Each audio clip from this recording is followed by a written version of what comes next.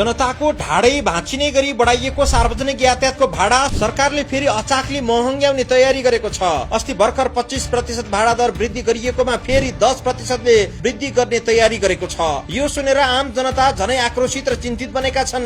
सार्वजनिक यातायातको मात्रै भाडा बढेको छैन, ढुवानीका साधनमा झनै चर्को मूल्य वृद्धि गराइदैछ। यसले उपभोग्य वस्तुको भाउले आकाश छोएको छ। एक त महँगीको वास्तविक मार, त्यसमाथि कालो बजारियाहरूको 2 नम्बरी खेलो फड्को पनि डरलाग्दो रूपमा मौलाएको छ। डिजेलको मूल्य पटक पटक गरी प्रति लिटर 55 रुपियाँसम्म बढिसक्दा पनि भाडा समायोजन नभएको भन्दै यातायात व्यवसायीले लामो समयदेखि दबाब दिँदै आएका थिए। सुरुमा 25% बढाइएकोमा अघिल्लो यातायात व्यवस्था विभागले पुनः अन्तर प्रदेश चल्ने सवारी साधनको भाडा बढाउने प्रस्ताव तयारी गरी भौतिक पूर्वाधार तथा यातायात मन्त्रालयमा अन्तिम स्वीकृतिका लागि पठाएको छ। प्रस्ताव अनुसार यात्रुवाहक बसको भाडा 9.8% र मालवाहक ट्रकको भाडा 13% सम्मले वृद्धि हुन सक्ने देखिन्छ। जनताको आमदानी नबढी खर्च मात्रै बढ्दै गएको अवस्थामा सरकारले कसको पक्ष लिइरहेको छ? बजारमा महँगी नियन्त्रण गर्नुपर्ने राज्य नै मौन अवस्थामा छ। कालो बजारी र कृत्रिम अभावका गुनासा बढिरहेका छन्, तर अनुगमन गर्ने निकायहरू कमजोर र निष्क्रिय देखिन्छन्। यस्तो अवस्थामा भाडा वृद्धि गर्नु भनेको समस्याको समाधान होइन, झन आगोमा घिउ थप्नु जस्तै हो। विभाग स्रोतका अनुसार वर्तमान जटिल परिस्थितिलाई ध्यानमा राख्दै भाडा समायोजनको निर्णय मन्त्रालयको राजनीतिक नेतृत्वबाट गराउन खोजिएको छ।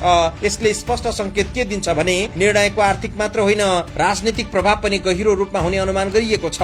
यदि सरकारले इन्धनमा कर घटाउने वा मूल्य घटाउने कुनै योजना ल्याउँछ भने भाडा वृद्धि रोक्न सकिने विकल्प खुला राखिएको छ, तर यस्ता राहत योजनाहरू अहिलेसम्म कागजमै सीमित देखिन्छन्। अर्कोतर्फ यातायात व्यवसायीहरू भने आफूहरू गम्भीर संकटमा परेको दावी गरिरहेका छन्। बढ्दो इन्धन मूल्य, मर्मत सम्भार खर्च र बैंकको किस्ताले गर्दा व्यवसाय धान्नै कठिन भएको उनीहरूको भनाइ छ। नेपाल यातायात व्यवसायी राष्ट्रिय महासंघका वरिष्ठ उपाध्यक्ष सरोज सिटौलाका अनुसार कतिपय रोडमा गाडी चलाउँदा तेल खर्च समेत नउठ्ने अवस्था आएको छ। यसले हजारौं मजदुरको रोजगारी नै जोखिममा परेको यातायात व्यवसायीहरूको भनाइ छ। यता दिनभरि मजदुरी गरेर बिहान बेलुकाको छाक टार्ने मजदुर वर्गहरूलाई यो महँगीले दिनुसम्मको पीडा दिएको छ। अहिलेको मूल र सार प्रश्न यो हो कि महँगीको सम्पूर्ण भार जनताले मात्रै बोक्नु पर्ने हो? सरकारले मूल्य नियन्त्रण, बजार अनुगमन, कर नीति र वैकल्पिक राहतका उपायहरूमा ठोस काम गर्नै सकेको छैन। उसले सिधै भाडा बढाउने मात्रै वैकल्पिक दूरदर्शिता देखाएको छ।